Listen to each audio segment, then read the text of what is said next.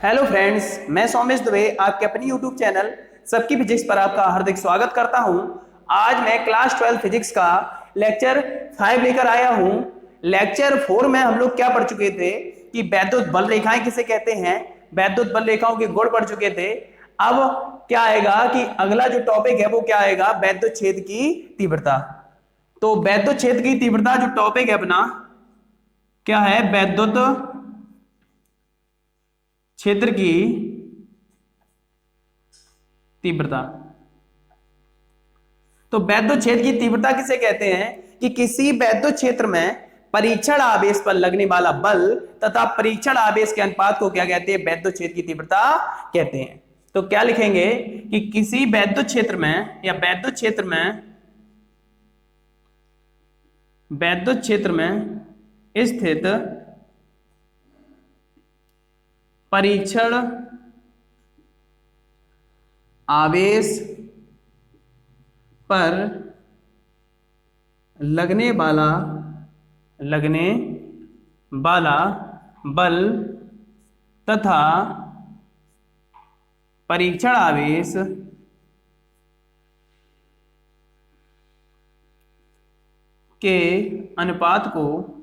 आवेश के अनुपात को क्या कहते हैं, वैद्युत क्षेत्र की तीव्रता कहते हैं।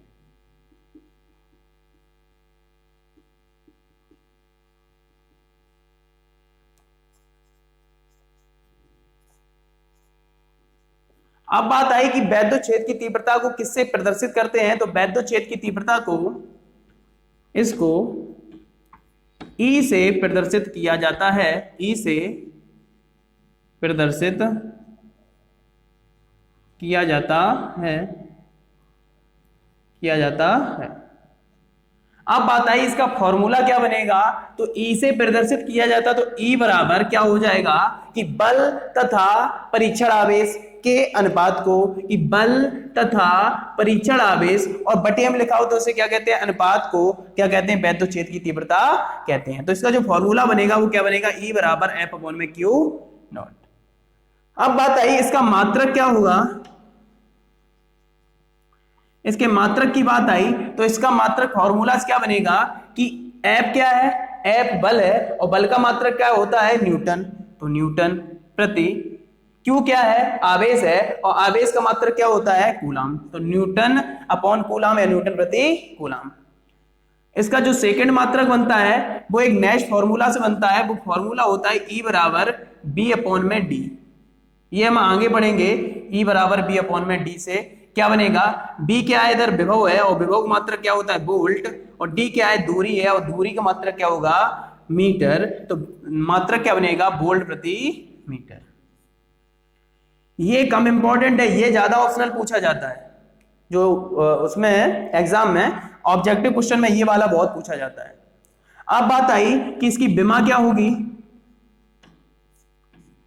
तो वैद्युत क्षेत्र की विमा कैसे निकालेंगे कि फॉर्मूला से निकालेंगे कि सबसे पहले F की विमा, F क्या होता है, बल, और बल की विमा क्या होती है, mLt-2। तो mLt-2 अपॉन में Q क्या है, Q है आवेश, और आवेश की विमा क्या होती है कि आवेश की विमा हमें नहीं पता तो क्या करेंगे कि आवेश की विमा ऐसे निकालेंगे, Q बराबर क्या होती है, I-T। अब I क्या है, धारा, और धारा की विमा क्या होती है, A। T क्या है, समय, और समय की जो विमा होती है वो क्या बनेगी, कैपिटल T। तो Q की विमा क्या बन गई, A/T में। तो रख दो A/T में T। अब इसको जब सॉल्व करेंगे तो M एक है, M, L है। अब T-2 ऊपर है और नीचे एक T है। जब नीचे वाला T ऊपर जाएगा तो किसका हो जाएगा, माइनस में पावर आ जाएगी तो कितना हो जाएगा, T-3, और A ऊपर जाएगा तो क्या आ जाएगा, A-1। तो क्या बन जाएगा, mLt-3A-1। अगर पूछी जाए कि इसकी ट्रिक क्या बनेगी तो ट्रिक से कैसे याद करेंगे कि 11 - 31। अब बात समझ गए कि वैद्युत क्षेत्र की तीव्रता किसे कहते हैं, समझ में आई। उसके बाद बताया कि फॉर्मूला क्या बनेगा, E बराबर F/Q0। मात्रक क्या बनेगा, न्यूटन प्रति कूलम या वोल्ट प्रति मीटर, और विमा क्या बनी जाके 11 - 31। अब बात आई कि ये राशि कौन सी होती है, ये राशि कौन सी होती है, ये भी बहुत पूछा जाता है कि वैद्युत की तीव्रता कौन सी राशि है। ऑप्शन दिया जाएगा सदिश राशि, अदिश राशि, इनमें से कोई नहीं। तो क्या आएगा, यह एक सदिश राशि होती है। कैसी राशि है, एक सदिश राशि है। तो अब जो नेक्स्ट जो टॉपिक है वो है डेरिवेशन है, छोटा सा डेरिवेशन है। वो है कि बिंदु आवेश के कारण वैद्युत क्षेत्र की तीव्रता ज्ञात कीजिए। तो अब उस टॉपिक पे चलेंगे।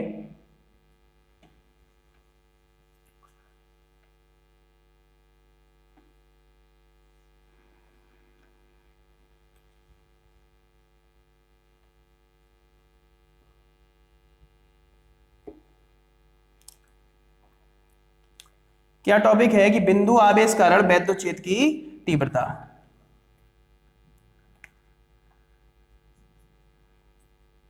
बिंदु आवेश के कारण वैद्युत क्षेत्र की तीव्रता।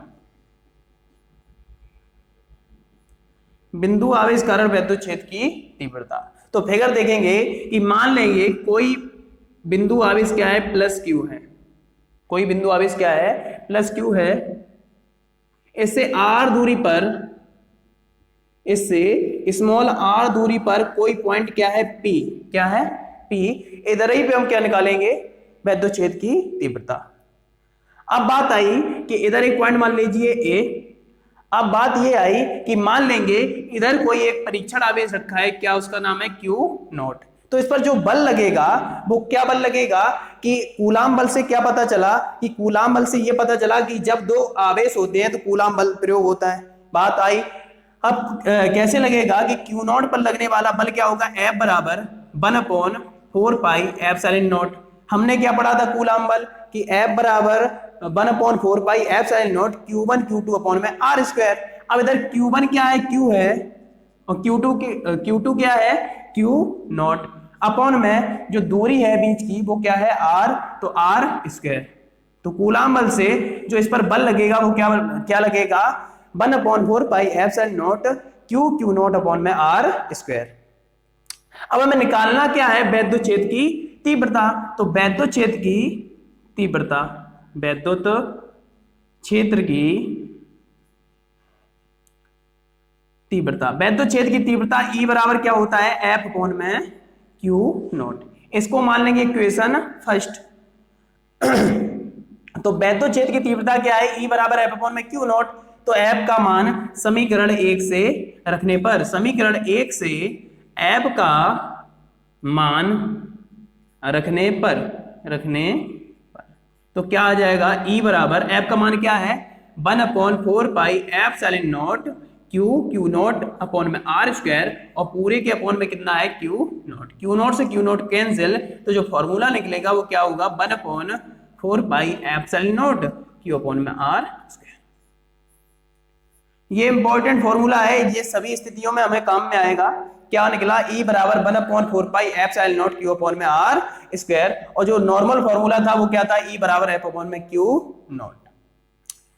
तो अब इसके आगे चलते हैं। तो समझ में आया बिंदु आवेश कारण वैद्युत क्षेत्र की तीव्रता कैसे निकाली, कि कोई बिंदु आवेश Q मान लिया, इससे R दूरी पर कोई पॉइंट क्या है P, उधरी पे क्या निकालना है हमको, वैद्युत क्षेत्र की तीव्रता। अब मान लेंगे कि इधर एक कोई परीक्षण आवेश है, और जब दो आवेश होते हैं तो क्या लगता है, कूलाम बल। तो कूलाम बल लगाया और वैद्युत क्षेत्र की तीव्रता का सूत्र लगाया, मान रखा, आंसर आ गया।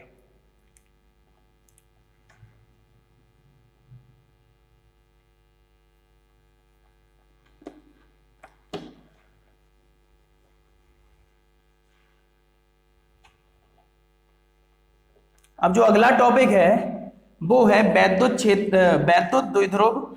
और वैद्युत द्विध्रुव से हर साल पूछा जाता है क्वेश्चन, इंटर में हर साल आता है क्वेश्चन। तो वैद्युत द्विध्रुव किसे कहते हैं, अगला जो टॉपिक है वो क्या है, वैद्युत द्विध्रुव। कि वैद्युत द्विध्रुव किसे कहते हैं, कि वैद्युत द्विध्रुव किसे कहते हैं, इधर देखिए कि एक कोई बिंदु है A, इधर कोई बिंदु क्या है B। A पर कोई आवेश है -Q, B पर कोई आवेश क्या है +Q, और बीच की दूरी क्या है 2L। अब माइनस क्यू प्लस क्यू। अब इधर देखिए ये क्या है, परिमाण है, और परिमाण कैसे है, समान। परिमाण कैसे है, समान, लेकिन माइनस और प्लस क्या होती है, प्रकृति, और प्रकृति कैसी है उनकी, भिन्न भिन्न। तो परिभाषा क्या बनेगी कि जब कोई दो बिंदु आवेश परिमाण में कैसे हो, समान, तथा प्रकृति कैसी हो, भिन्न भिन्न, अति अल्प दूरी। अब ये 2l दूरी मानी है, यहां पर हम r भी मान सकते हैं, लेकिन जब हम अच्छी नरक्षी सॉल्व करेंगे तो उसमें ये दिक्कत करता है, इसलिए हम क्या मान लेते हैं इधर 2l। तो परिभाषा क्या बनेगी, परिमाण में कैसे, समान, परिमाण में कैसे, समान, और प्रकृति कैसी, भिन्न भिन्न, कितनी दूरी पर, अति अल्प दूरी पर अगर ये स्थित हो तो बने निकाय क्या कहते हैं, वैद्युत द्विध्रुव कहते हैं। तो परिभाषा क्या बनेगी कि परिमाण में समान, प्रकृति कैसी, भिन्न भिन्न या विपरीत प्रकृति के। परिमाण में समान, प्रकृति भिन्न भिन्न वाले आवेश यदि अति अल्प दूरी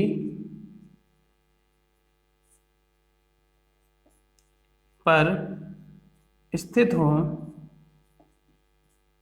तो बने निकाय को क्या कहते हैं, बने निकाय को वैद्युत द्विध्रुव कहते हैं।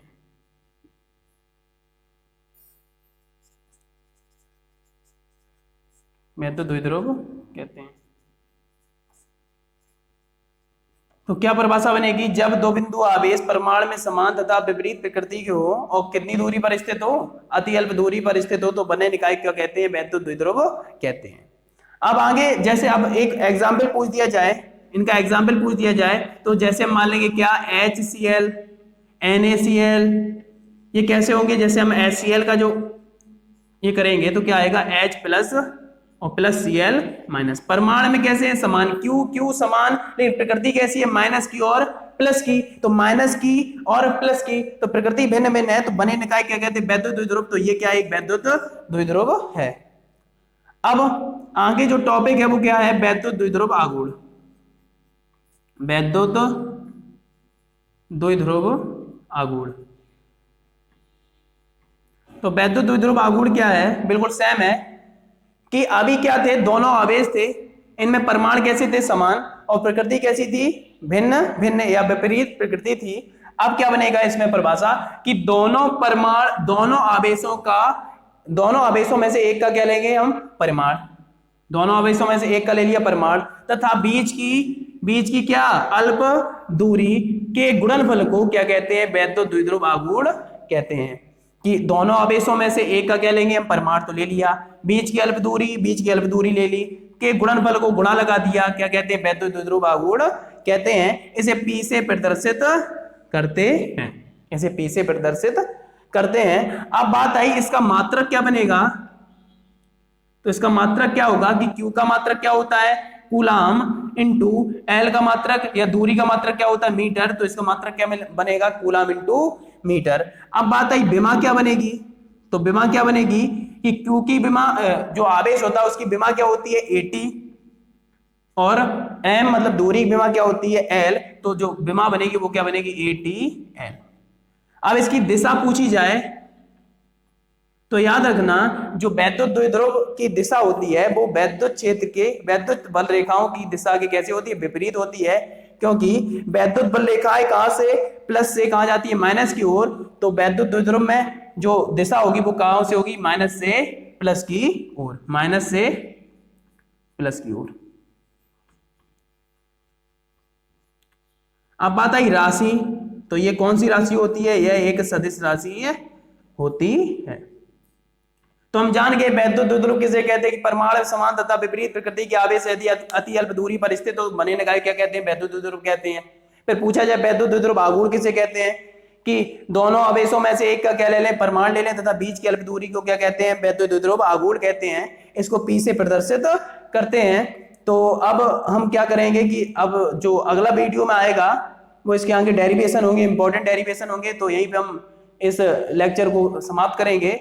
तो वीडियो अगर अच्छा लगा हो तो लाइक कीजिए और चैनल सब्सक्राइब कीजिए और कमेंट जरूर कीजिए। Thank you.